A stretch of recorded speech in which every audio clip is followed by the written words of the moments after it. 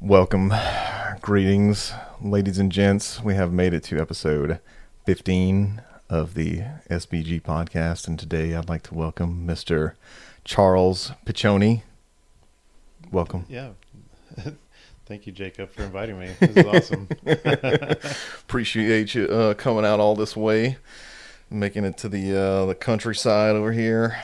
Yeah, it's really beautiful. I've really enjoyed walking around the property. You have a really, really nice setup here. Thank you, my man. Yeah, we sipping on, well, I am anyway, a little bit of that honey and whiskey like I was the other episode. Tried to get Charles to be an alcoholic with me as well, but he declined, so, clap for this man. Need to rehydrate over here. Yeah, so me and Charles go way back. I think, so we started off, the first memories that I have of you were at Cyberland. Mm-hmm. And it was in that Dota tournament where I was with Anton yeah. and you were with Vivek. Yeah. And it was a 2v2. So Dota was it has since turned into its own standalone game, but it like created a genre of games basically. But it was like a user map settings, custom map for Warcraft 3. Wasn't this like 2004, 2005 or something? Yeah. I mean, this is a long time ago. And then wasn't until I think 2014 or something when Dota 2 came out. So, I mean, there was like a really good length of time there where we were playing Dota at one. Playing Dota and then Heroes of New Earth and all that shit. Mm-hmm. But so then in that tournament, I remember everything about that shit still, because it was like the first tournament that I'd ever won of like a video game thing, and I remember like the turning point because y'all were doing the strength. No, y'all were doing the magic build, and then y'all were like creaming us the whole time. And this was like me and Anton had already beaten a few people, and this was like the finals, right? So it was us versus them, and that was it. And what was it? We ended up getting the magic resist, and that ended up, like helping us get towards the end. But I remember at the end, Vivek is like, obviously he's an Indian guy, and like as we were like beating his last building, the last thing in the chat was "Eat my Indian ass." That's the perfect into a Dota game. Sums up the sportsmanship of everybody in that genre. And that was kind in Dota, really. So good. That was like a core memory. That was like 15 plus years ago. I still remember the chat from the shit. Man, that's amazing. Yeah. Wow, we had a lot of really good memories with that game, honestly. Like, and that's how I met a lot of people, honestly. It was through Warcraft 3 and Dota. Mm-hmm. And that whole, and just the LAN centers in general. Like Cyberland, like I met so many people from there that they're still close friends today. It's crazy. I know, right? Yeah. It's like it gave a home to all of the people that weren't like socially adept. And then it's like, we could all connect on the gaming front. It's great. And then you ended up, I guess what caused you to get into that business model yourself? Yeah, right. That's a good question. So, after Cyberland was kind of I think there was one before them actually, but they were kind of like the OG kind of LAN center in Lafayette. Yeah. And they were such a good community there, and the owner ultimately decided to close his doors, and the technology was like really kind of changing so rapidly too. It was like it was a difficult business model really to scale with. Like you had to really think into the future with some of these things. And so, I think that they had opened at an interesting time where like it was like just starting to like get popular, and then ultimately they closed. But then, a couple years pass, and, I'm kind of seeing this void, where there's just like a really heavy gaming community in the area. Well, in most areas. Mm-hmm. And you kind of saw this generation of people who like grew up with these games young. Now they're in college and so on, and it just started really kind of being popularized in a different way. You had women playing esports and things like that. That prior to that was just it was just like the nerdy guys that were playing video games, and now it became like a normalized thing that just almost it was almost kind of weird not to play video games.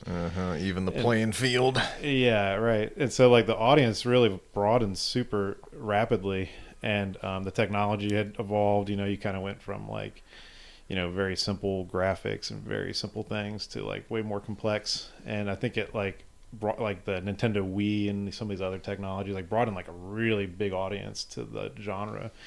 And so I kind of saw this happening, and I saw an opportunity. And it's interesting because like looking back at it, like that was like sort of the golden age of that kind of thing, because it was like right before like online gaming like became like the norm. And it was kind of still where like playing together in like a LAN party was like, it was like that transitional period to where it was like LAN parties to like online gaming. And so when we opened up, I mean, we were kind of focused on like certain kind of competitive games, and it just drew a huge audience, like League of Legends and Dota. And, I mean, other games too, like even Diablo 3 at the time and all kind of other things. And so like it was great because like you just had this really great community. And I think for the time that we were open for, which was about 5 years, it was a really amazing time. I met so many good people. But yeah, like really I think it was just ultimately because like there was just it was a really good opportunity for us to open up something like that. And it did well for me for a long time. That's great. Yeah, y'all had the rows of the computers, and then y'all had like console room, which was did Rusty and them have the console room, or was that like a new thing that you had added? I can't remember. I don't really remember them having that, but maybe that's something, Yeah, but I remember that was like it was like two big draws, because like mostly it seems like people who are like hardcore PC people stick with that, and then it's like same thing for consoles. So to have both of those things going on, like y'all would have like obviously the LAN parties on the computers, and then also like a separate crowd that probably wouldn't have been there had y'all not had the consoles. Definitely. Yeah, 100%. I mean, like a lot of like sports games. I mean, I remember at the time Guitar Hero was a big deal. Like this is like back then, like when I think we were a couple versions into Guitar Hero, like Rock Band and stuff at that point. And we had a couple, Guitar Hero kind of tournaments and stuff, and I just remember those drawing a big crowd. And Madden and other things, people would play those. I mean, there was some console games that were just kind of exclusive, and they did pretty well, especially like the Wii, Nintendo Wii. We had like a big projector set up for like the Wii and other stuff. Oh yeah. And that was a lot of fun. That's badass. But yeah, like the console room brought on. I remember we had some people that came in, and they were like super competitive at Guitar Hero, that they almost like wiped. There was one guy in particular who was just insanely good at the game. like he wasn't. I think he was just like, he was one of those people that's like a genius at one thing. Yeah. And I like that was his thing. And I remember our friend Ryan. He was in the military, and the entire time that's all he did was Guitar Hero in the military. To the point where he's like, if so long as I got one good arm, I can still play Guitar Hero or something. But the guy was he was really great at the game. And I remember we were doing this tournament. I'm like, Ryan's gonna do pretty good. Like, he's the best person I know at this game. And then he just was like, he got smoked, and he was like, that dude is on another level. Like, no life's at hardcore. Damn, that was Ryan Perry. Perry, yeah. Yeah. I'm gonna have to get him on here one of these days if he's up for it. Yeah, that's crazy. I remember we had a handful of people that we played Guitar Hero with as well back whenever I was like in my first band, and we had one dude that was just like, you could tell that was like his thing, his claim to fame, and like fucking smoke everybody. But yeah, that must have been like, that was like the first business that you owned. That's right. Yep. Mm-hmm. So how was that? Like, it must have been spooky getting into that shit, right? Oh like, yeah, making the decision and then like buying it. It's scary. It's scary, and also, I mean, there was a lot of preparation work that went into that. And I think, really kind of having like a business plan and like kind of really understanding things on a deep level before you pull the trigger on something like that is really important. And so, whenever like you're doing that, you have to go to like ultimately you're probably going to go to a bank or someone and talk to a loan officer and try to justify this business model to them. And you kind of really have to have your things figured out at that point. Mm-hmm. And so, we had done a lot of that, and it was really scary for, I think it's one of those things where you learn a lot, right? Yeah, for you sure. learn a whole lot just around, how to treat your employee and your teams well, and like really to empower people, and then to, just taxes, the government's involvement in the business, payroll and everything else. And then also, pricing everything the right way, and having a good profit margin in some way, and like, incentivizing people to do the right things. So there's like marketing, there's all kind of things. So many different hats to wear. Oh yeah. And then there's of course like the technical aspect of it, and then like logistics of running the business. And, there's just a constant, it's almost like a constant just flow of information you're having to absorb. Mm-hmm. And I would say that going into it, I was super underprepared, I think, like, compared to what I know now. So like, I feel like as a first business, I learned so much. Like, to do it again, I feel like would be much easier. But I think it was a really great learning experience. I think it taught me a lot around like just management and like what is important to like a business owner, versus like what's just important to like a middle manager or something, Mm-hmm. And I think that like it really taught me a lot of really good lessons, and ultimately I feel like it served me well in my career. That's awesome, man. Yeah, it must have been. I can only imagine like, making the leap of faith into it, and then you obviously were probably confronted by a bunch of stuff that you didn't know was what you didn't know what you didn't know, right. And then you finally got it together, and then like once the wheels started turning and you had it as a routine, I'm sure that feeling was great. Like finally, there's no more like crazy shit popping up, and you finally got it under control. Like, yeah, man. But I would say like that was.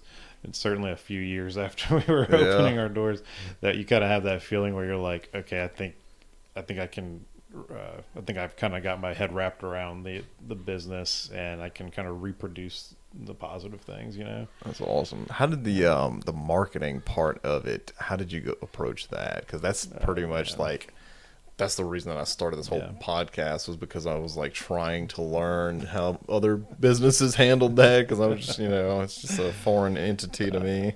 Well, marketing was interesting because I would actually I'm not totally sure how much things from that time period translate to now, because that was almost about 9 years ago whenever I had was doing that, really. Social media had like just started. Yeah, social media was fairly new. I mean, not, but it was matured a little bit. So like things like Facebook advertising, like, was a really big deal for us. Just like we had a lot of our demographic was people who had Facebook accounts and like we had social media, and so like we would put together like these Facebook advertisements and boost them and do certain things, and it worked. We got a lot of foot traffic just from clicks, and it was really interesting because whenever people would come in, like they'd have to sign up for an account, and we would kind of get their name, and you could easily correlate that to something like the marketing and say like, oh, this guy clicked on this thing and then he was here like a day later or something, And that's super so satisfying. That was rewarding. But I would say like that and word of mouth. We did some radio advertisement, which I don't think was like. I mean, we got some people in with that, but I think a lot of just our demographic weren't the kind of people who were just like listening to the radio or something. It was like they were, on online or something. Mm-hmm. Interesting. But yeah, it was certainly challenging. It was really helpful knowing how to do things like Photoshop. And like being able to sort of like craft a little bit of your own, advertising, to where like if every time I was promoting something, I didn't have to like go out and like hire somebody to do the shit. Yeah. You were able to market with memes back then. Was that popular with the young folk? Pretty much, yeah. So then what ended up, you got out of EGL. I don't know if you wanted to talk about that, or then like the transition into like the next phase. Absolutely. Well, I would say like, so EGL, we ended up actually changing the name of the business to Power Up at one point. Yeah. And, it was kind of like a rebranding effort to kind of, I think to highlight that we had like really kind of improved the business a lot at that point and kind of matured. And, I would be doing myself a huge disservice to not mention that, one of the greatest things the Land Center brought to me was actually my wife. That's actually how we met. That's awesome. And we met through there, and she was someone who had came in and, took an interest in me and started bringing me sushi and things like that. And, one thing led to another, and, we were starting to hang out, and that's how I met her. She actually started playing Dota because of me. That's awesome. And now she's my Dota partner for life, basically. So like we've played more of that than anything. Oh, that's great, man. You created does she rage just as the rest of us do whenever she's getting creamed on there or not? I'm sure she keeps her cool temper, I would say. But yeah. Have y'all ever played League of Legends together? Because that would induce a whole lot of rage right there. I think we have. We definitely have, but not a lot. We've really stuck to Dota for MOBAs at least. Nice. We play a ton of games together, but Dota's been the one that, I can't even tell you. We probably have like a combined, I don't know, 1,000 games or 2,000 games of Dota together. It's awesome. It's quite a few. It's probably for the best that y'all didn't get into the League of Legends. The toxicity is super high with that shit. I have stories of that shit myself. Like, we used to play it back in the day a fair amount. Whenever I was living at my apartment, I had a group of friends that we'd play that, and one buddy of ours would he would just like probably what it was he was seeing, he was better at seeing into the future than we were and know if the trajectory was bad, if we were going to be losing regardless of how hard we tried. And we get like 5 or 10 minutes into the game and like a few people die. You just hear him, "All right, GG boys," and you'd hear him just like smash his headset on the ground next to him. I was like, all right, must have like a pile of extra headsets to be smashing them like that. He orders them by the crate. Like Michelle and I, we actually like found these like group of people to play with often, and so like we often like we started like winning a lot, and like we were having a great time, and we all kind of like found our roles, in the game. And that makes the game really rewarding. But like, I would say like equally the highs have equal lows. It's like just the game where you feel like you got it all figured out, and you're like, oh yeah, this is it. I'm on the top of the world. And it's like, no, just wait till the next one. It's like, wait till that Clinks that's been MIA the whole game pops out with fully teched out with everything he needs. They humble you real fast.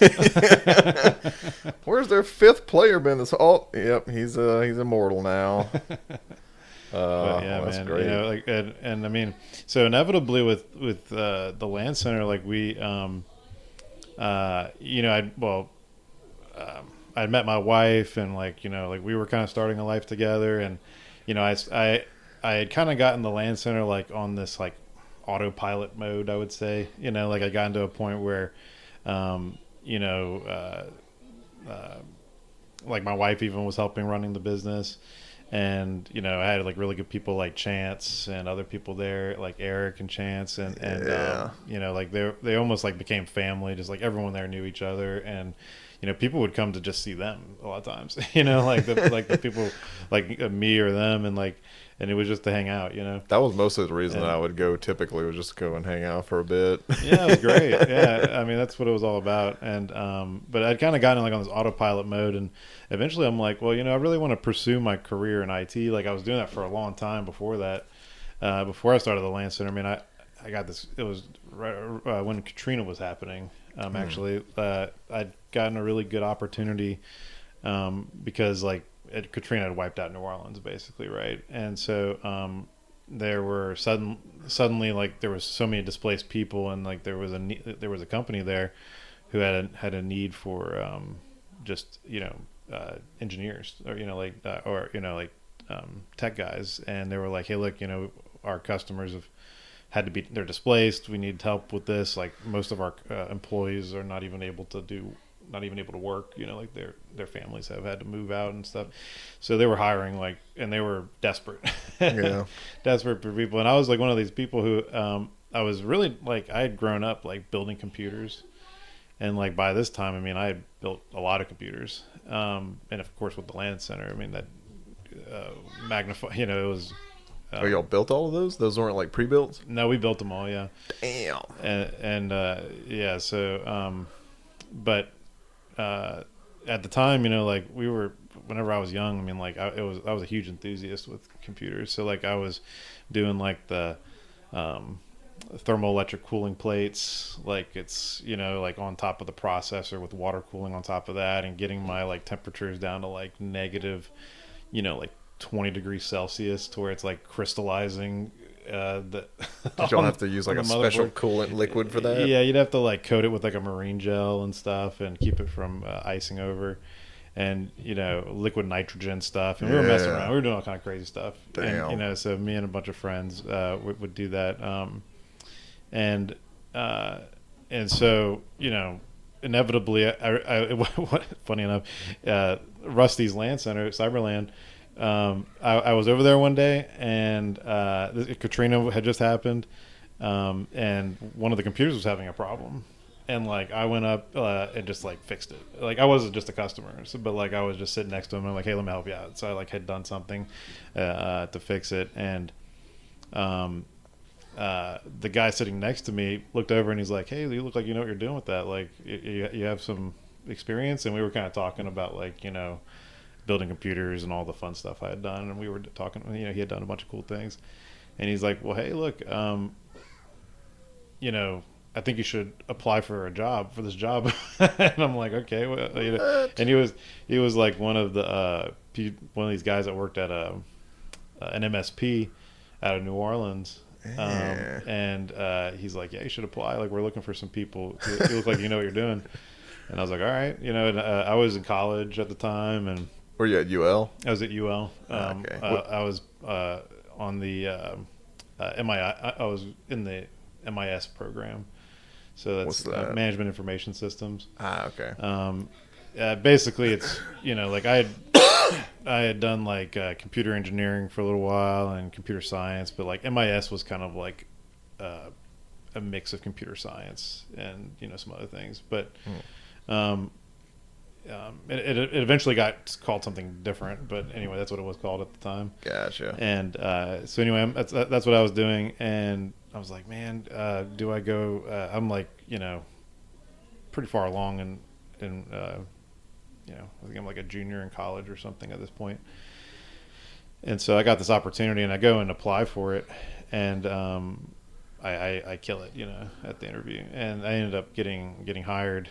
And it like pays pretty well. Like, I mean, I'm like not even 20 years old yet, and I have like a pretty good adult job at this point. That's awesome.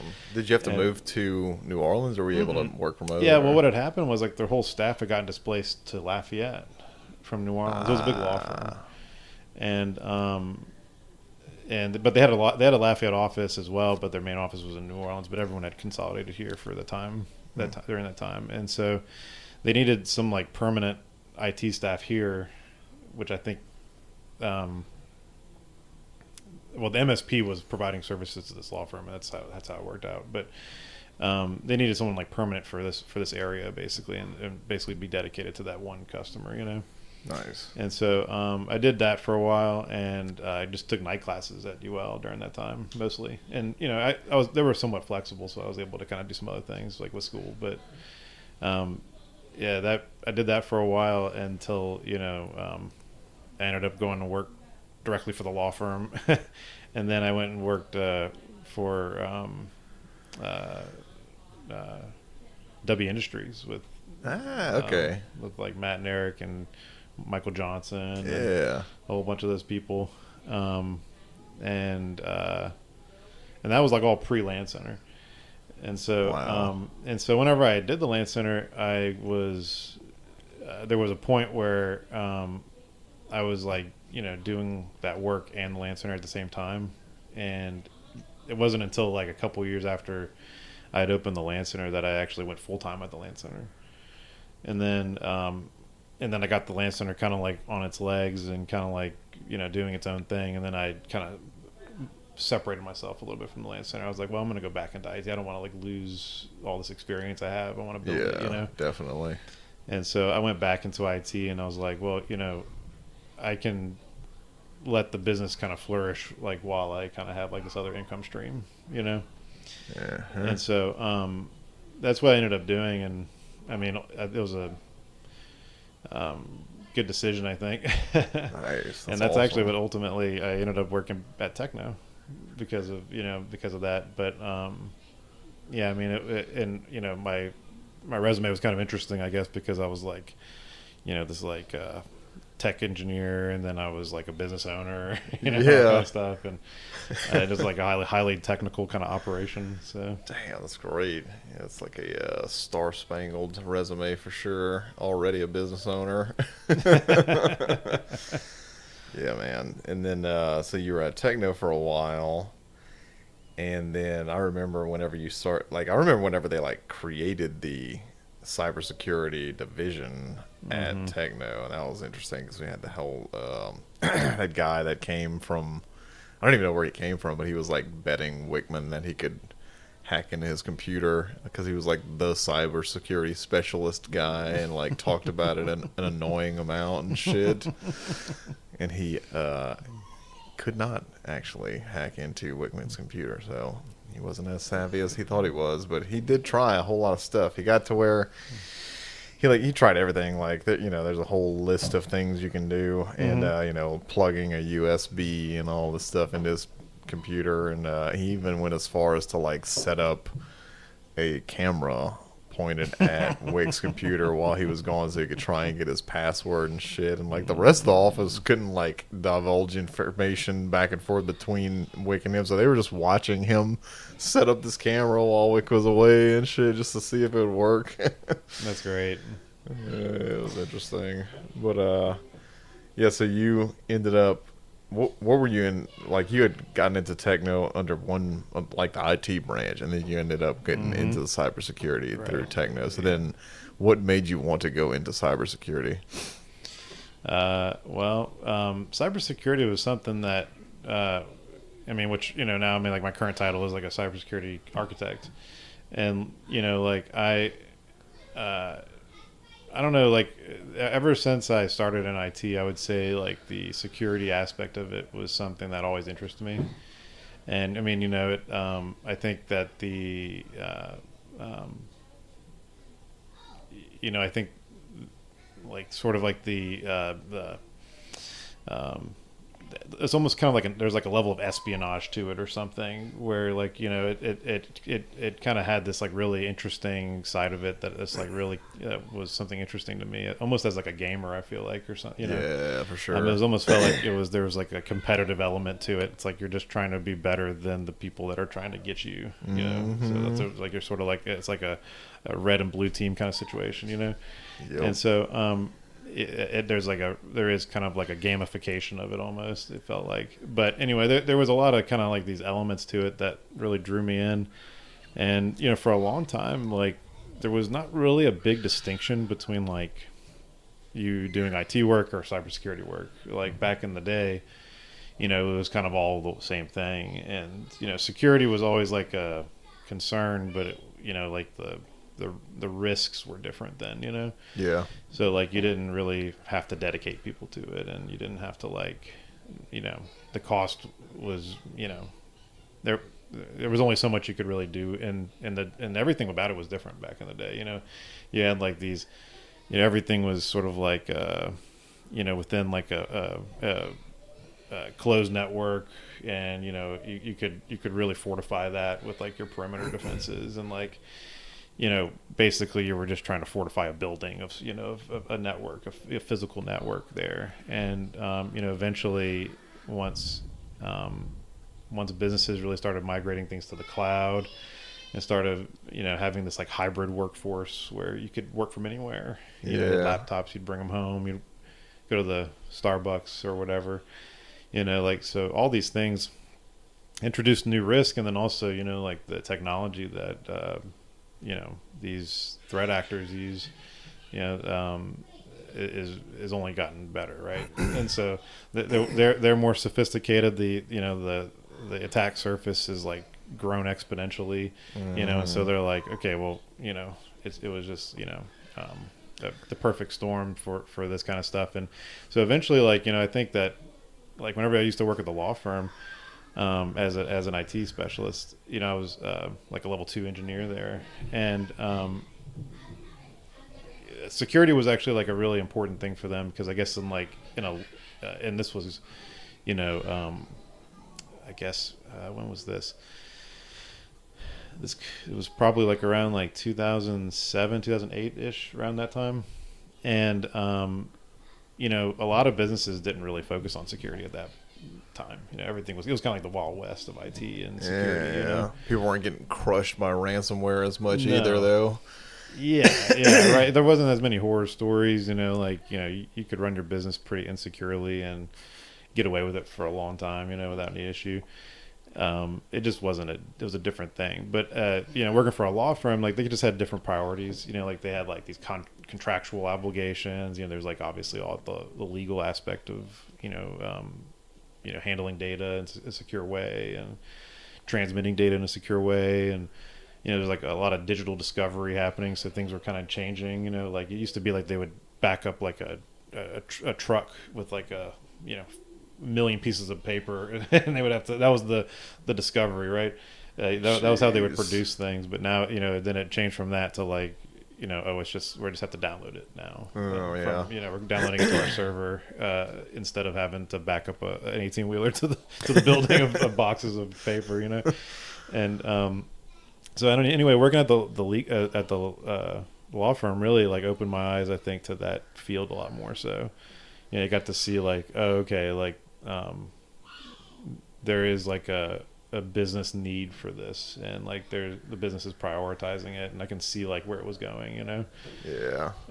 I think that's kind of really where it started for me. Interesting. Yeah, I mean, it's like super important, because none of your work can happen if your system gets compromised, and then that makes it like, they'll pay top dollar to have their shit, unable to get hacked into. Oh, definitely. Yeah, and I mean, at Techno, ultimately, Techno's a great company, so I'll sing their praises any day. But Techno, I feel like, really allowed me to sort of spread my wings in this space. Because I think it was an interesting time where cybersecurity was really booming. I mean, it still is really booming, but it was really booming then. I mean, we're talking like 2000, 17 plus, and that's when it was really booming, starting to boom. Ransomware was becoming a thing. There was actually like, you could actually like really easily create like an ROI to it. And from like a business perspective, if I can say like, hey, look, over the course of 5 years, you're going to save money having a cybersecurity program in place, Yeah. Because, if there's like a single incident, which is likely to happen during that time, you probably are in the red now, compared to what you would have. And so it was pretty easy to convince businesses to start doing that. So at the time, when I was at Techno, what Techno does, they like really like, allow you to capitalize on like these ideas or passions that you have. And and so I had this really strong passion for cybersecurity, and I mean, we had before we really had a dedicated division or group to Like a it. business unit, yeah. It was just kind of a thing where something would get compromised, or there'd be some kind of cybersecurity event, or like a hack or something's happened, and anytime something like that happened, I was jumping on it, and I loved doing like the forensic analysis and like diving in and like trying to understand exactly like what occurred, like what was the initial attack vector, like how did they do it, and what did they do, and understanding like the entire attack chain, and like it was really just super interesting to me. It was because like one of my like passion, like a fun passion of mine, or something I'm really interested in, is almost like these like old detective movies and stuff. Yeah. Like and I love a good detective movie, man. But especially if there's a twist or something, interesting kind of going on. But like I'm a big Law and Order fan, or just anything like that. Like they're always a lot of fun, and it almost kind of felt like I was kind of like I don't know, like a cyber detective almost in a way. Yeah, I get that 100% because I recently. My wife had done some photography for her cousin and her cousin's fiance or husband. He works in IT, and then I was showing him my game stuff, and then he hit me up later on and was asking me if I'd ever look into bug bounties. And I was like, man, I've never even heard of that, and I've never like considered cybersecurity myself. So I started into that rabbit hole. And it is super interesting. I did like a deep dive into all that shit for a good 2 or 3 weeks. And, I was like, it was consuming a lot of time because of how interested I was in it. And I tried like the hack the box. I don't know if you heard of that. Yeah. And the, capture the flag type stuff. And I was like investigating a bunch of different, avenues for learning and stuff. And I ended up downloading Kali Linux on a VM. And then, what was it? I had gotten the Burp Suite on there and started trying to, do the bug bounty hunting. And what is it? Port Swigger is the company that does Burp Suite, and they have a bunch of their own like training courses you can do. And so then they're all based off of real life scenarios. And I was interested in how they go about, duping websites. Like one of them was like, you could intercept whatever command or whatever API or whatever you're about to send, and they had there was like a coat or something. It was like a mock website where it was like Amazon where you could buy stuff, and they had like a coupon that you were able to find, and then you could line it up to where you could send like a bunch of instances of entering that coupon all at one time and get the thing down to like zero from $500, and apparently that's like a real thing. So I was just like, man, it's so crazy how it's like a lot of out of the box thinking to achieve the goal that you want, but then it's like real, and you can, if you're smart enough, you can make a lot of money doing the bug bounty or what you're doing, and just crazy. I feel like the gamification, like you said, is super interesting to me. Yeah, I've seen some of these like they have a lot of these really interesting like bug bounty kind of programs, or like even like like pen tester for hire kind of things. Yeah. Where basically you maybe you subscribe to some kind of service, and you open yourself up to like these group of independent pen testers basically, and they'll go in and then they do some things, and so long as they have some findings from it, they get paid something, and it's sort of like a bug bounty. And but I mean, people have made whole business models around that now, and I mean, it's really interesting, like just like the community aspect of it, just like you could be just anyone. And a lot of people do that for a living. They just sit at home and and just try to basically conduct red team operations. You know, like they're doing like these red team scenarios, or companies might even like allow them some access into their business. They're like, hey, like we're just going to set you up like a new employee and just see what you can do. You know, like we maybe have some credit card data on a certain server that's our like most protected data. Like if you can get to that, that's a big problem. Right. It's like, here's the goal, here's the target. Yeah. Try and break the shit. Like where else do you have that like freedom to try and just like get in there and do some harm for like, educational purposes? It's crazy. It helps if you're like, it helps if like you yourself are like an agent of chaos as well, and you're like, oh yeah, like if I was wanting to disrupt this operation, how would I do it? And if you can like really imagine it, almost like you almost kind of like put yourself like in like the shoes of like a criminal,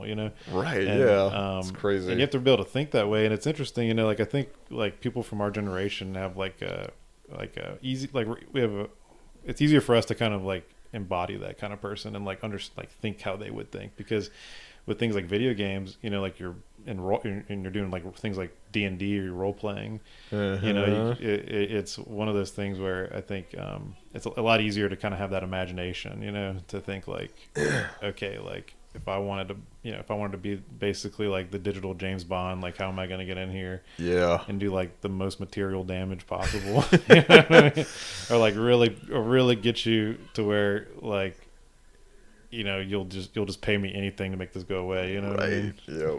I think the most damage that I had done was on like a fake site. They had I discovered an eye door, which apparently is like a pretty substantial bounty if you can find that actually in the wild. But this one was just like, you could modify someone else's comment, like a review for, like a product. And that shit is just super trolly because you could make them say horrible shit when they didn't. It's just great. Yeah, dude, I have some stories, man. Like, well, funny. This is funny, man. That reminds me of something. Back in high school, when I was in high, dude, I was such a bad kid, man. But, like back in high, I was a good kid, but like I was just like armed to the teeth with like just the knowledge to like to technically like do a lot of harm to the school, I guess. Black magic of technology. Yeah, and so like there was this weird time back in like the early 2000s, like very early 2000s, where like just like every other business, the schools had a computer network, and they were just starting to do it. They were like just starting to do keyboarding, and they were keeping all their records digitally and all the other things. Oh yeah. But none of it was protected, right? There was like zero protection. It was just like stealing candy from a baby. And so like, but like I went into and I remember this so clearly. Like I was in high school, and they just implemented one of these systems where they were assigning homework online. Like it was the very first iteration of that. And so, they were like, oh yeah, you got to sign into whatever it was called. And, that's how you get your homework and whatever. And so, I'd already at this point, like building computers and tinkering with things. And, I'm getting on there, and I'm like, I see people are like leaving comments for stuff, and it's just what you're talking about. Yep. I would go, there was like basically like zero authentication on the site, and there was no encryption. Like you could do whatever you want, really. And so you could go in there and just alter people's comments, or you could impersonate people very easily. Amazing. And so I ended up doing a lot of that. Would make people say horrible things or about their teacher or something else, to the point where there was actually this giant investigation going on at the school about like, because they were like, okay, like who's leaving these terrible comments, because it's clearly not the people. They were able to somehow, I guess, convince them that it wasn't them. And I, it just encouraged me to continue. And I was like joking with my friends, and we were doing it together and stuff. And eventually it kind of came down, and they were like, look guys, we don't have any way to prove it was you, but we think it was you. And so you're banned from any of the school computers now. Oh wow, that's awesome.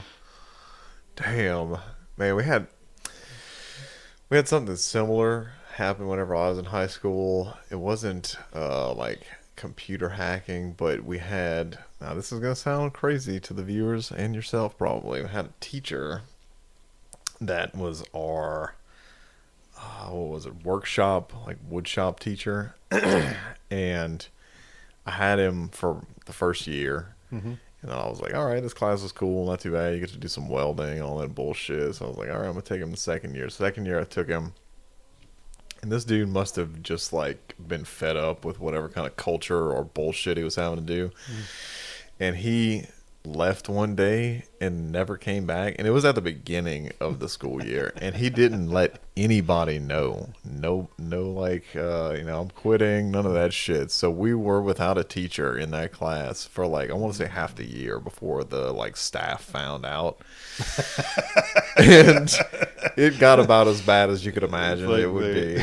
And there were running the asylum. Oh yeah, and it was like it wasn't just any class. Like it would have been one thing. It would have been bad enough if it would have been like any class. But this is like a wood shop, welding. They had weaponizing. The kids. You know? I like went in there one day and I was just like, it was like a playground of like all this heavy machinery and shit. And I was like, it was like stick welding and shit. And I was like, I never like welded an entire stick in one spot just to see. Let me just do that today. That's gonna be my homework. I'm making my own homework today, and I did that. And I just welded a puddle of fucking molten metal and just watched it glow. Just as many sticks as I could, just no supervision. And then also very autonomous. That was great. I was trying to be productive and some kind of, And so then also they had a computer lab in the classroom. Now the classroom was locked at some point, but then they busted in through, there was like a window section to the computer area that they were able to bust that open, get in, unlock the classroom. They had 3 computers in there. I had snagged a copy of Unreal Tournament that was like floating around the school, and I installed that shit on there. We made it turned into like a little LAN party area, and people would skip class like religiously and go and hang out in there. It was amazing. Awesome. I love that, man. But what was happening that was related with your story was they had a sheet. It was like a handful of pages of numbers where you could call the intercom system for the school from your phone and then like punch in whatever number of the classroom you were trying to get to and talk from your phone onto the intercom. And that shit, somebody got a hold of that, and that was the main thing that like fucked everything up, because now people everything was running real smoothly until then. Now you'd be sitting in class, normal day, and then some kid would call on the intercom and start cursing the teacher out mid-class, or like just straight trolling. Unbelievable amounts of trolling happened from that shit. And it was like they got the cops involved trying to trace phone numbers, and then they figured out where it all originated from, and it was crazy. Yeah, that's amazing. That'll never happen again in high school history, I don't think. People hotboxing the freaking carpentry rooms and shit.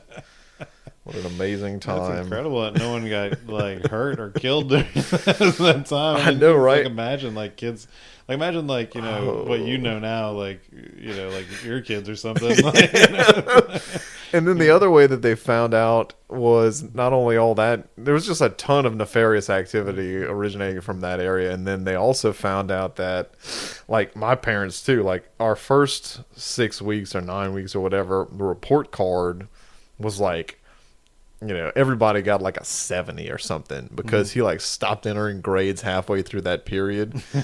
So then all the parents were like, "Oh man, you did pretty bad on this one." And then from after that, they were all like straight zeros. Like everybody was getting zeros, and I was just like, I don't care, and they're probably gonna do something about that. My mom was like pissed. And I'm sure that everybody else just nothing straight like, zeros. How could you get a zero in woodworking, son? Like, what's happening here? For like 6 weeks in a row. Jesus. That's awesome, man.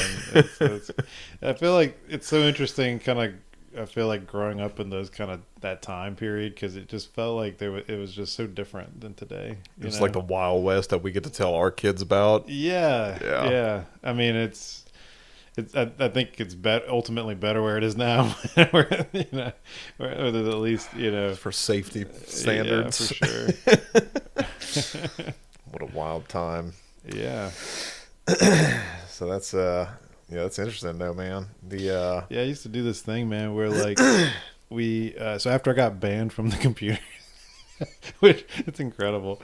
So after I got banned from the computer room, basically, um, I would still get into it though.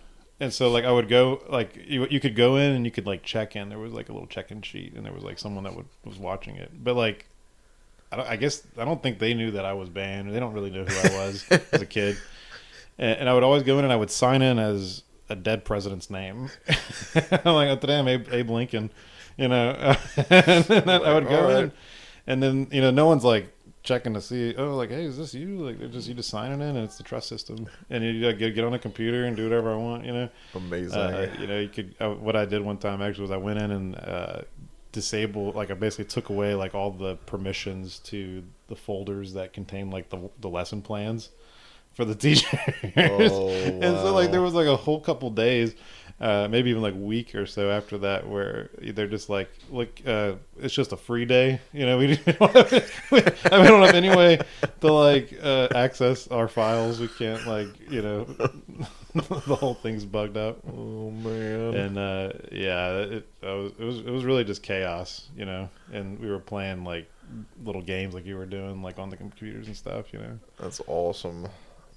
And future cybersecurity experts at work right there. We broke them so we can tell you how to not have someone else break them. Yeah, little did they know. I mean, that was very valuable education, actually. For sure. Not intended, but that's, So nowadays, where are you working at? So I work for an insurance company that's out of New York. So it's Independence American Insurance Company.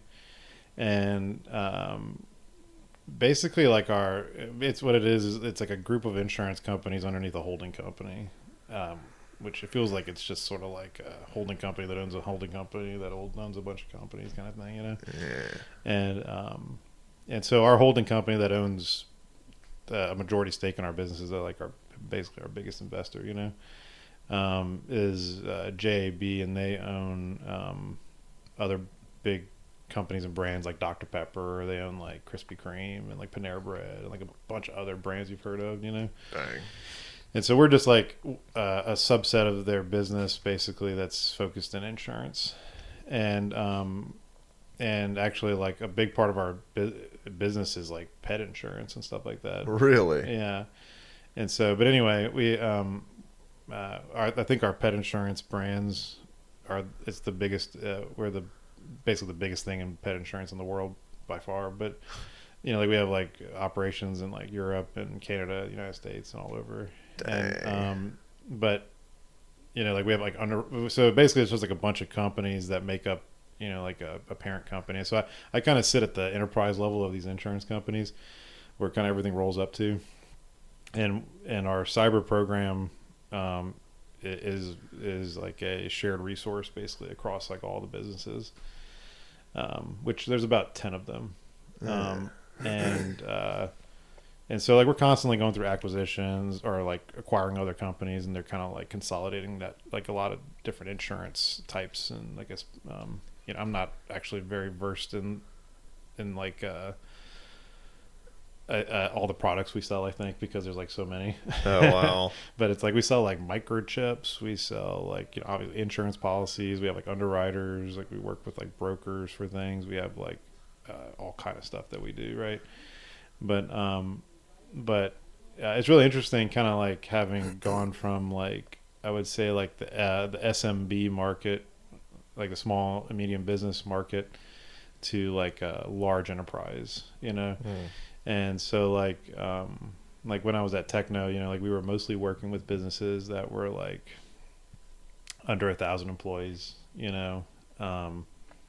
like per business, like most of the time it was a lot less than, maybe like a couple hundred at most, and then, which was really great because I got exposed to like so many things, and like you also like were having to like, work under a budget and like really tight budgets a lot of times. And so you had to get really creative and still, give them, like fulfill all these needs and provide good service, And so kind of going from there to like the large business has been like really, I feel like a good path for me, because I kind of got to understand it like at a really like fundamental level, and like what the needs of where these small businesses were, and then kind of evolving into like the larger business. It was a lot of things translated. It was just kind of like much larger scales. Budgets were like, the cybersecurity budgets were like more than what a lot of these other companies that I used to work for like even made in a year. It was just like, damn, that's crazy. Suddenly like your cybersecurity budgets were in the millions or something, Jeez. And so like the scale was just so different there, but at my current company. But it's really interesting. I really enjoyed it a lot. And so right now I'm their cybersecurity architect manager is what my title is, and I'm like right underneath our CISO, and I am and I have a bunch of different direct reports for me. So like I'm in charge of our internal SOC team, which is like some information security analysts, and then our cyber engineering program, which is our cyber engineering program is basically we have some cyber engineers. And then I'm also the incident response lead for the company. And so, and so like things like the vulnerability management program falls underneath my team, and like any kind of security configurations or like security awareness training or like incident response and like a whole bunch of other things kind of fall underneath this. And it's been really great. Like I feel like I've really enjoyed it a lot. Like I mean, it's. I think it's just something totally different than before, but I think it's been great to be able to take all this experience that I had and like apply it here and kind of like give a unique perspective to things. That's awesome. Did you have any damage control to do with the CrowdStrike thing that happened like a month or two ago? One of our vendors was affected by it, which affected us. So we don't have CrowdStrike at our companies, but we have a lot of managed services, and we have a lot of third parties that host things for us, and some because there's all different parts of the business that have different things, and so we were a little bit affected, but I mean our downtime was very small. I mean like we were able to recover that environment very easily. Nice. So wasn't widespread for us, but I did see some other people who were basically like it seemed like they had some PTSD from that. They were going through it for sure. We had a fair amount of that going on at our office that day. I remember like waking up and seeing on Facebook how it had affected like all the airlines and shit. And I was like, oh damn, I'm not even like what am I gonna walk into today? And yeah, like a lot of people had been up since like 3 a.m. trying to figure out why the servers were going down and shit. Oh yeah, it was interesting for sure. Yeah, like that. I mean, that's that's interesting because it's just a security vendor, but they caused this outage. Right. It wasn't really like a security incident. It's just like basically like a misconfiguration that led to. It was a failed, basically like an update that they rolled out without testing. Which I mean, it was a huge.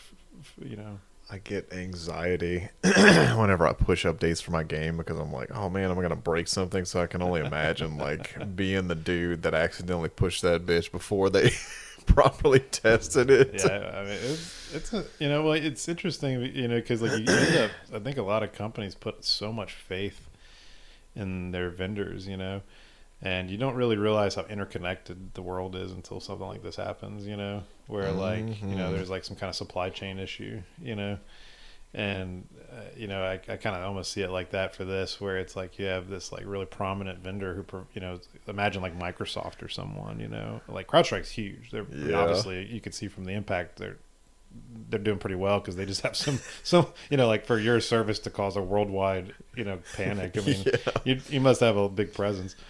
And so, they're really, they do have a really big footprint, obviously. And, for someone like, let's say a Microsoft or someone else like an Amazon or someone like who were to have like a similar kind of issue, I mean, you'd have like, gigantic impact from it. And And so there's so much like responsibility on these vendors and these companies to do the right thing that, I mean, it's really not a matter of like if, it's just when. Yeah. You know, it's like, okay, when is that major, you know, vendor that we heavily rely on going to have that problem, you know?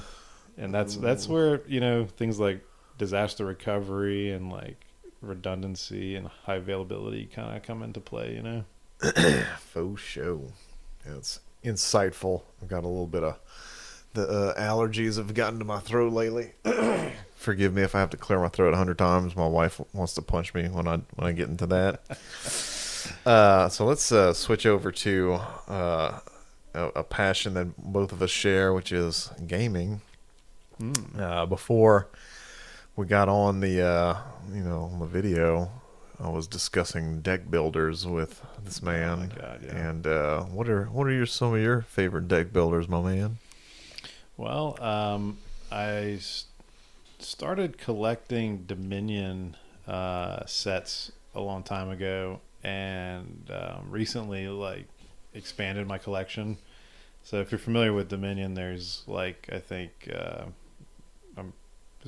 it's probably inaccurate. I think there's like 13 or more expansions to the game. Oh, really? It's quite a few.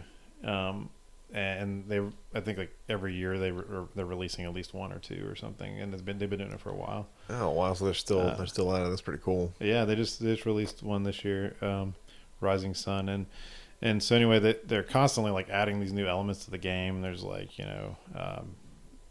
like it's crazy how much they've expanded the game, and so I feel like that was that's Dominion kind of was like one of these like I feel like it was one of the first major like board games that was like a deck builder like that one, and of course there's like Magic and these other big ones out there, but Dominion was kind of fun because it's like this like kind of it's like a level playing field for everybody to start from. Right. Like you just sort of like pick out like a out of, it's like it almost kind of has like a feeling of this like where every game is like unique, completely, because like the available cards to build your deck with are always different. Like there's so many combinations of the cards, especially with all the expansions. You never two games are never alike. You never have the same combination of cards out, and actually still to this day I'm playing and I'm like, wow, I've never seen that card before. Dang. And I've played it quite a bit, and so it's fun in that regard, because it's like you're out of like the hundreds and hundreds and hundreds of different cards. You only have 12 available to you per game. And so and there's like attack cards and reaction and all kind of different kinds of cards, and there's like so many cool strategies around like being able to basically play like an infinite number of actions and like draw your entire deck into your hand, and kind of situation, and you're like trashing all your bad cards and thinning it out to where you have just like the valuable cards left. And sometimes you have like these really cool interactions where it's like you can like trash a card, turn it into a treasure, and like make have this like really huge swing in the game. Like you finally come online and like you're like, okay, now I can buy like anything I want and maybe like multiples of them. It gets really fun. Yeah, I like that that style, because you can, it's level playing field, and it forces you to, hopefully get onto some sort of synergy on the spot, like be able to spot, okay, I'm starting to get these cards, I can focus on this type of a build this round. That keeps it super fresh. Like I'm a huge fan of synergy in card games. Probably why I've played a fair amount of Slay the Spire, like you were talking about earlier. Awesome. What is your favorite character and build on that game? I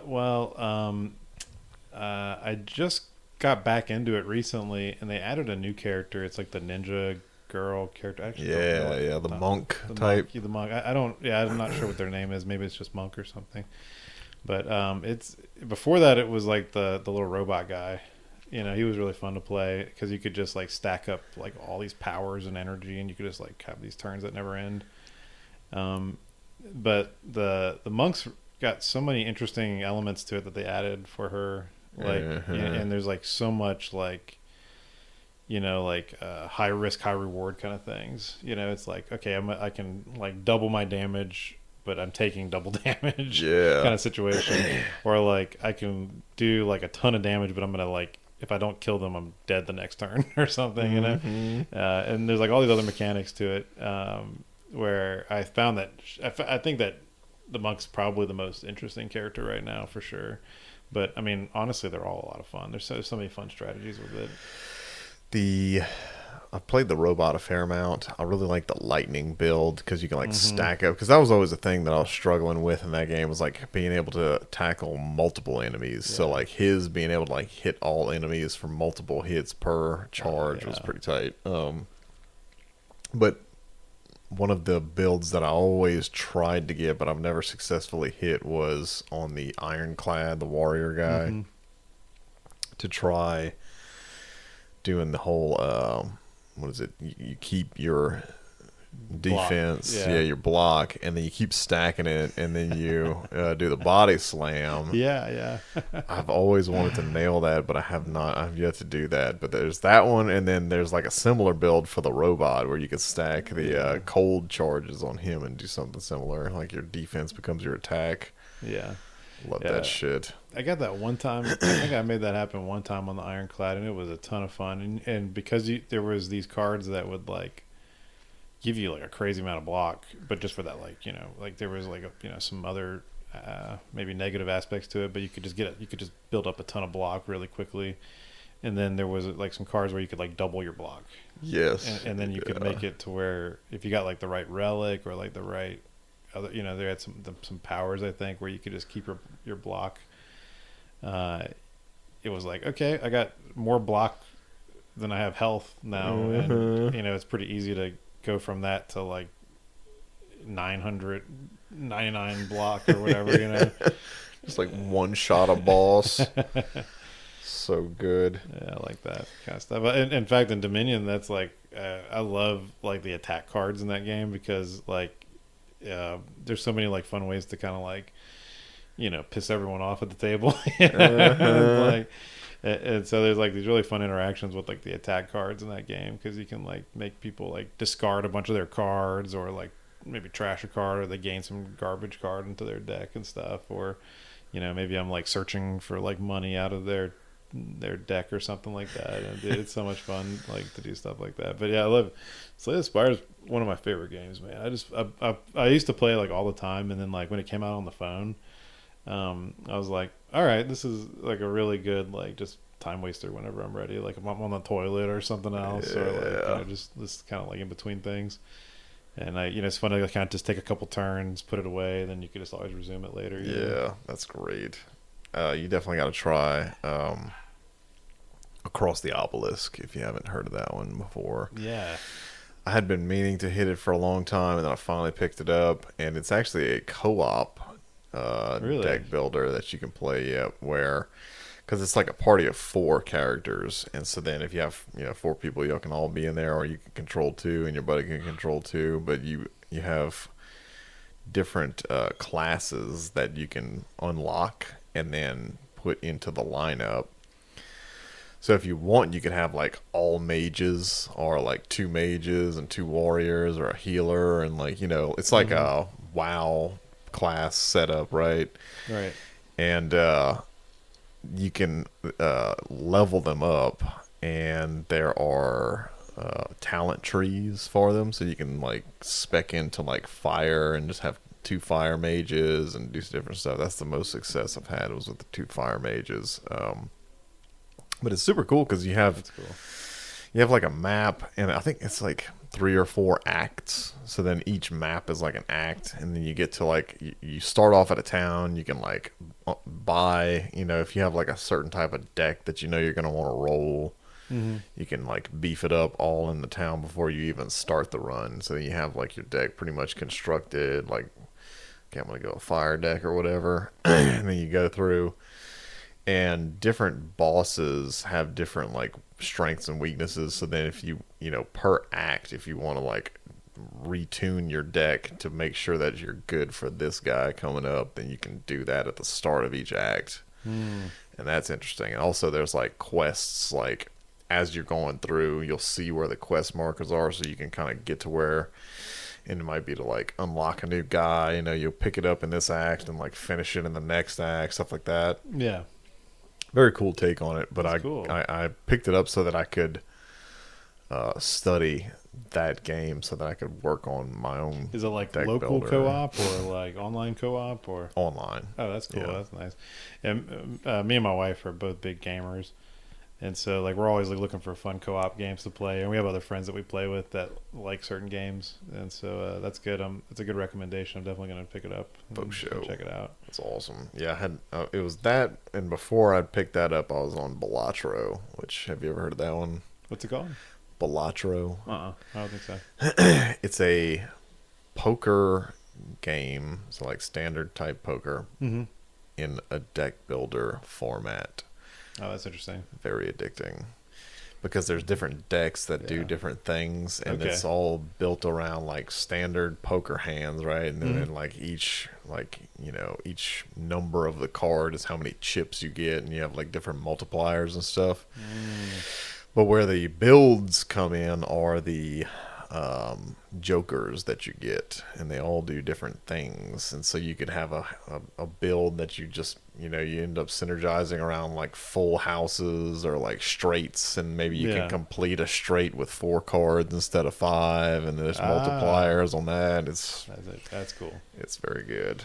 Oh, Would that's recommend. Is that, do you play against like an AI or? Yeah, AI. Like, okay, yeah. And there's like rounds, right? So then you like progress through the like 8 rounds, and there's like 3 like players per round.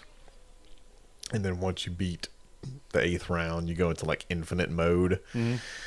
And there's seeded runs, right, where you can go online and people have like gotten, like a code for their seeded run to where like they've played that run 1,000 times, and then like type out a guide for you. You're like, okay, make sure you take this card at this round, and then you'll end up getting the perfect build for that run, and then it'll give you like scores in the quadrillions and shit like that, because the multipliers get so crazy.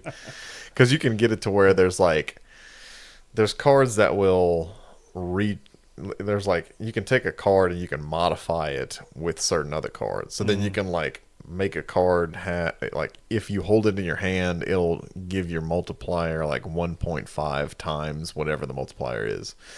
And then there's also cards that are like re-trigger every card in your hand when you play a card. Yeah. And then there's like, re-trigger it several times. So then you can have a whole hand of these cards that have 1.5 times multiplier, and play a single card that has like a super high multiplier on it already, and then re-trigger like a high hand count of like all, it's just crazy. Right? It gets ignorant. That's awesome, man. I'm gonna check. You need to send me like a list or something, because I feel like I'm kind of new to deck builders still. Like, I've tried a bunch of them out, but I think, I really like them. They're so much fun, but I feel like still there's like so much, there's so much I don't know. Like, so many games I haven't played yet. Yeah, same here. It seem like they're kind of far and few between in a way, I guess. I'm like big into like, RPGs and Dark Souls type games, or just just everything though. I like competitive games and shooters and the few and far between thing, that's exactly why I chose to make that game that I was showing you a minute ago. That's why I chose to make that game the way that it is, because I did a marketing deep dive into like games in general, of like, which games are in high demand versus like how many there are flooding the market and all that shit. And the game that I just put out there, Radio Silent, there's obviously a lot of that genre coming out, right? There's like a lot of the Vampire Survivors style games coming out. There's a high demand for deck builders, and there's not a whole lot of them. And so then the game that I was working on before I like converted it into a deck builder, it was actually supposed to be just like this game right here, except like an updated version of it. Yeah. And so I was gonna do the whole like turn-based combat, similar to what I did with that game. And then whenever I saw that report of like, hey, this is like, it's easier to sell people water in the desert, if if there's a high demand for this type of thing. Makes sense. So then I converted that game into a deck builder just to like hopefully have a higher multiplier on it. Yeah, it's incredible like how many of these like indie studios have like produced like really interesting games that are like becoming their own genres and things like that. Like I don't know, I think of like these like roguelike games and those are really popular in the indie space. Like Loop Hero kind of stuff. Yeah, I've played a fair amount of that one. Yeah, I know, and it feels like there's a lot of room there for like creators to be in, I guess, maybe because it's like it feels like all these like AAA studios are like just completely ignoring this area. Yeah, I've been, man, there's a whole lot of just research that I've been doing on that type of stuff in general because I feel like, they want to, I mean, from what I've gained so far, knowledge-wise, like you have Baldur's Gate, which did exceptionally well for what it was, and I think that was like a AAA studio, obviously, right, that did that, but a lot of AAA, studios focus on like competitive type games because it seems to be like they're looking at it from like a business standpoint, right? So then you're like trying to get the most amount of like people looking at it, and then what's better than like an FPS like Valorant type where you can get like an esports audience for that. And I think that's the focus. They just like whatever, what's the cash cow, what are we gonna, let's hit it with microtransactions on top of whatever the business model ends up being. We'll make them pay $70 and have microtransactions, Diablo 4 style. I think there's something to like the amount of creativity that some of those games where the indie studios do well is like they have to put so much creativity in it, and it's like just more about the mechanics of the game. Yes. And like, it's not just like, hey, we're just recreating the wheel again for the thousandth time. It's like, hey, here's something like totally different. And then it's like, you have a small team. Maybe you'll have somebody that's a graphics guru, but typically it's like that old school graphics style. And then, like you said, it's focused on the mechanics, right? And that's like, in my opinion, that's great because the newer, if you have a lot of budget to throw at a game and then you think that what's going to keep people engaged with the game is the graphics, that is like super shallow. And I hate whenever they rely on the graphics to keep you dialed in, because it's like, okay, if I'm just chasing numbers, it's a pretty game, but then eventually you're like, where's the the core, the heart and soul of it is not there. It's just all flashy. I think that really happened with Diablo 4 for me. It's a numbers game. After the story, like the story was great, the graphics and like the art and everything was great, but I don't know, it's something about it. I guess maybe it's like me looking through the parental lens, the adult lens. Like I don't have as much time as I did back whenever I was younger. Sure. So then I don't know what kept me more engaged with the Diablo 2 than D4, but yeah, well, they're very different games. I mean, it's just how it is, but they're very different. Yeah, I think in the like I think what made Diablo 2 so fun was the itemization was just so good. And they've never really been able to reproduce that. Like I think after like World of Warcraft's success in like Diablo 3, like they really changed direction with a lot of that, and it was interesting because like back when you were playing Diablo 2, it's like there was like, I don't know, like I guess there was just such a huge variety of like different kinds of like items that you could do things with. And you could like craft stuff, the rune words and all kind of other things you could do with it. Yeah, and I would say that like you really had to work to put your character together in a way. Whereas like in Diablo 3, they kind of like, or Diablo 4 and stuff, they kind of like, there's it's a little more cookie cutter, I guess, in that regard, And so like once you got invested in the Diablo 2 character, you were like, that was like your persona. Yeah. Like it wasn't just like, oh yeah, I just kind of went through the motions and, but it was like, no, this is like my custom character, Oh yeah. Finally got this Nightwing helmet on my Sork. Forever a cold Sork now. Yeah, I still remember whenever, because it was the same for me. I was like, all right, like I did the Blizzard Sork, and I was like, you know, you invest so much, and then people are like, all right, I can help you dupe your character, and I had put in so much time on this thing, and like, they're like, all right, just hold all your items in your inventory, and I'll kill you a couple times, and then it'll recreate your items or whatever, and then it like popped my fucking character. It was like months of work on this character, and every item I had just got like deleted instantly. Damn. Brutal. Yeah, I mean that I think everyone had that experience in Diablo 2. You know, like where you got ganked or like someone screwed you over in a trade or something. Because like this was before, like it was so much. It's like the game's like almost like more primal in a lot of ways. It's like you were much more vulnerable, and then like there wasn't like the trading system wasn't very good, and so it was like very easy to like manipulate it or to like, you know, swap an item out with something that looked like it or something. An SOJ with something that looked exactly like it, and they keep doing it real quick. Yeah. Accept the trade fast, man. Oh yeah, man, that was a different time. I find myself playing more of the modded Diablo 2 than I did. Yeah, actually Meridian D4. XL. So I played that one a fair amount. I didn't. The crafting in that one is like exceptional, like top tier. But the skills and the classes of the characters threw me off a little bit because the paladin was like a better summoner than the necromancer was, and I was like, what the hell is this? And it like really drastically changed yeah. things. The one that I ended up like falling on that I played the most of was Project Diablo 2. Have you ever heard of that one? Yeah, I have. Yeah, I played it very briefly, but I hadn't even thought about it in a long time.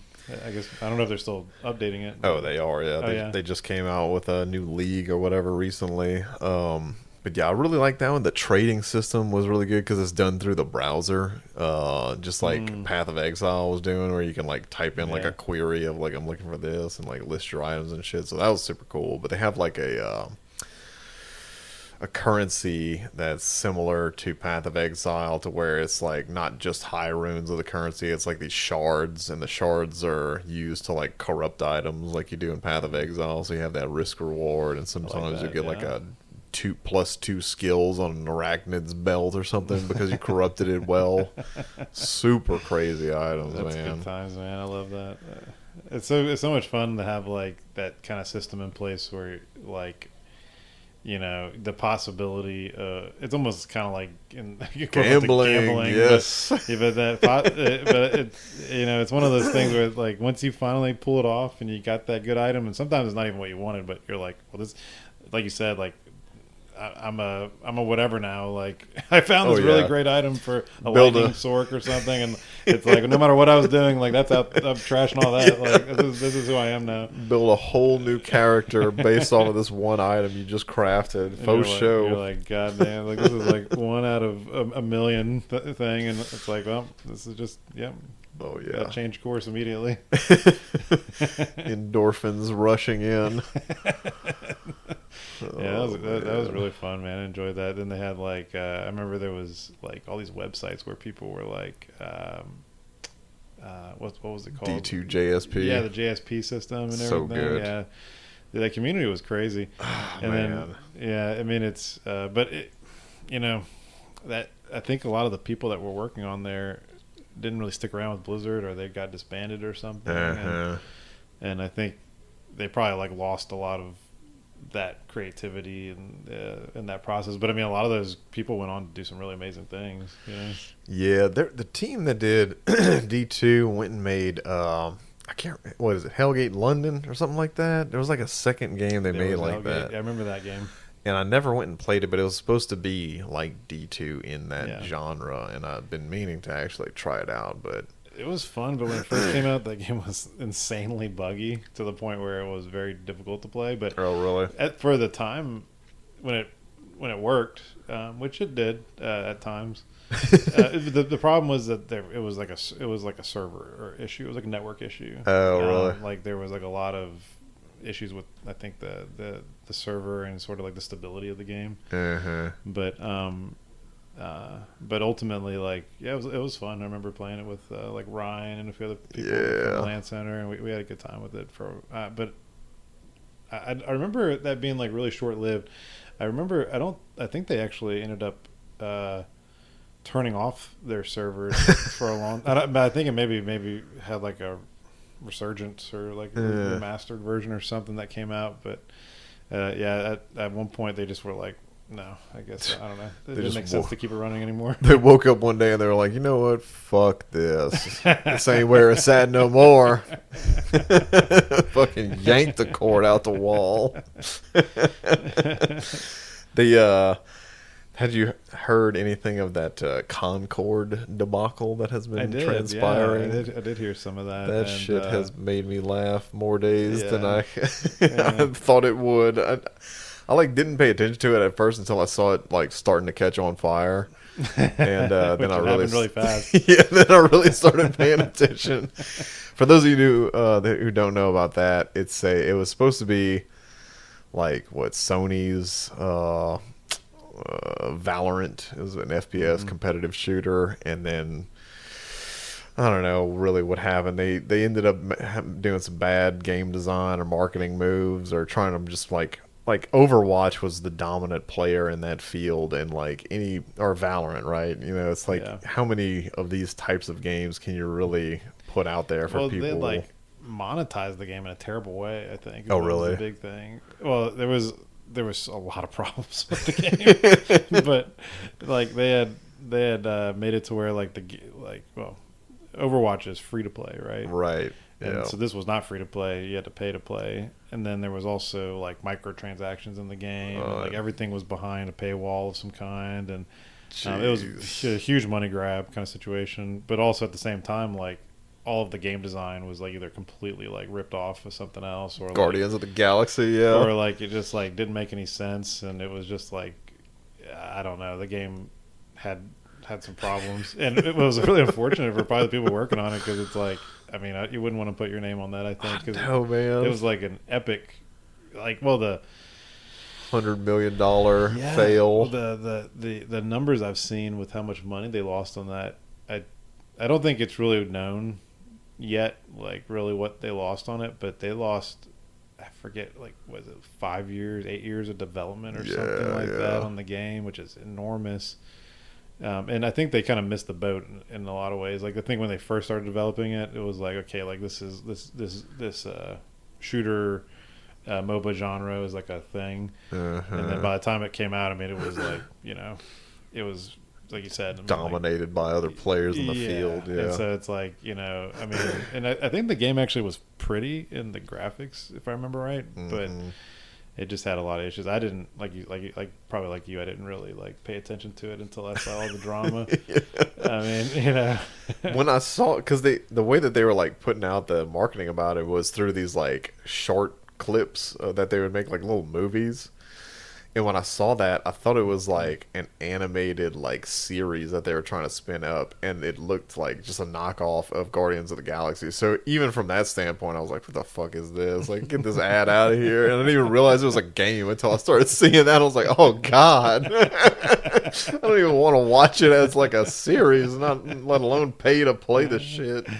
Yeah, like it was. I think it'll probably end up being the biggest failure in gaming history for a long time, I would think. I mean, it crashed and burned in like a week or something. I don't know. Yeah, that was insanely fast. That's what I was getting at, is they like stopped the servers after like a week of it being up, because it's like you have to have other players to play with, otherwise the game is dead on arrival. And that's what happened. They just like, it was like a snowball, like, oh, nobody's playing it, oh, I'm not gonna play it. So then that shit kept going until there was just nobody playing it. And they were like, well, there's bleeding money, light the fucking servers on fire and start from scratch. Yeah, that's I mean, hopefully there's a lesson learned there for these game developers, but I mean, I don't know if the studios are really listening as much. Sony, I think that was a Sony thing, right? I'm sure they took a hit. Amazing.